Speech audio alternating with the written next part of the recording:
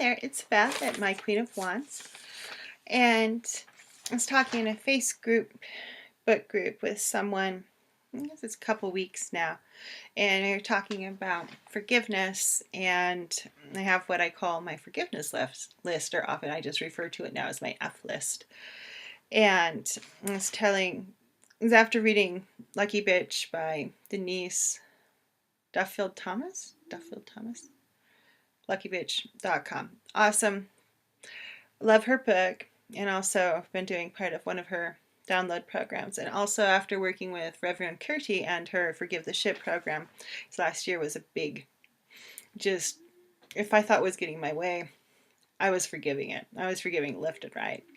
Still kind of forgiving left and right. Just working through everything that's holding me back.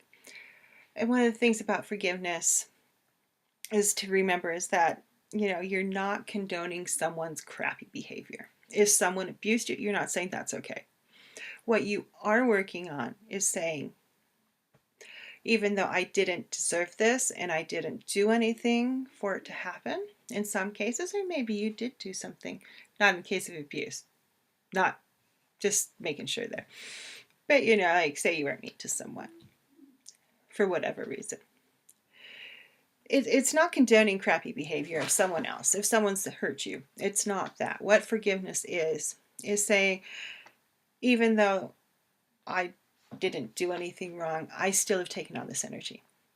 I've taken on this emotional wound, if you will, and it's time to let it go and just get rid of it.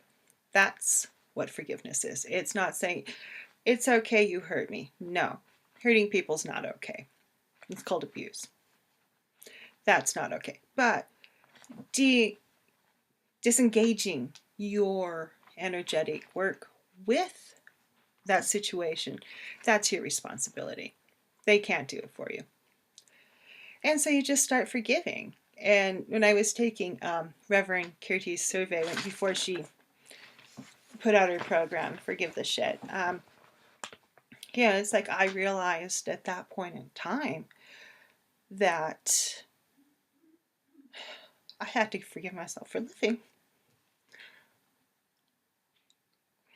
Because a lot of people did. A lot of really great people who died. And I didn't. And so I still kind of working through it, obviously. Some days it's more emotional than others. Today is an emotional day. But anyways, there you go. I did nothing in that situation. I took on an energy that I needed to basically forgive myself for. And by doing that, by letting go of those feelings and letting them emerge and acknowledging what they are, you start to create space within yourself for new things to come in.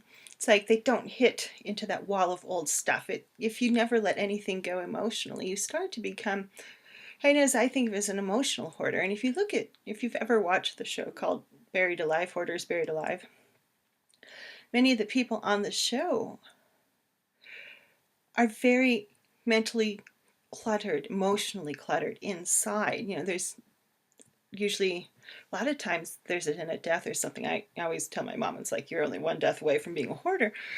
And for some people that's very true. And what you see on that show is people become kind of almost cluttered up here in some ways, and then it translates out into their greater world, and they just collect a bunch of shit and just keep collecting more shit.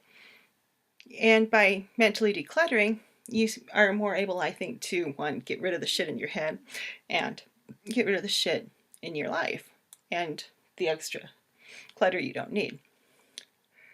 And that's large part of what I'm finding with forgiveness. But how I do it, and this is kind of what we were talking about in the group, is how I do it is I do it a couple ways, but this is one way it's simple, it's easy, and anyone can do it.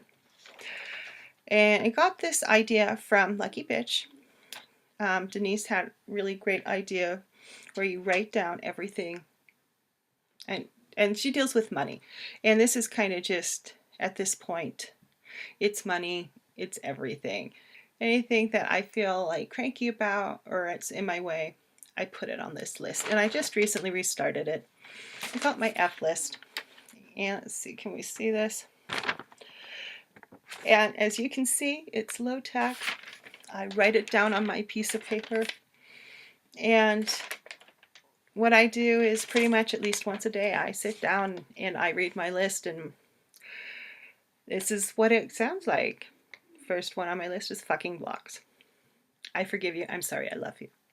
Anger. I forgive you. I'm sorry. I love you. Ambiguity. I forgive you. I'm sorry. I love you. And that's basically what you do. You just keep going down that list. And my find is after about a month, you're kind of like, you'll be doing it, and as you pause, you won't feel so much of an emotional attachment to the word or the sentence of the situation. And then when you start feeling that kind of nothing blankness there, you know it's time for a new list. And you can sometimes, things pop back up, and you just write them back on your list until you work through it. And that's how one of the ways that I started practicing forgiveness. And it's simple, it's easy, and when you're done with the list, you could burn it. You could do it ritually. I tend to just tear it up and throw it in my garbage can because I don't need that anymore. And there it goes. Bye-bye. But you could burn it. You could do it in ritual. Actually, I think I might have done it ritually a couple times. Doing that really funky monkey Mercury in retrograde last year with the lunar and solar eclipses. I think I might have actually ritually done it then. But you could do it ritually. You can just do it. I pretty much read it every day, at least once a day, sometimes twice a day, if I am really feeling growly and stuck. But that's my F list. And I hope you guys enjoyed this. Check me out at myqueenofwands.com/main. That's my website. You can also find me on Facebook at My Queen of Wands and Instagram now. Everyone have a great day. Bye-bye.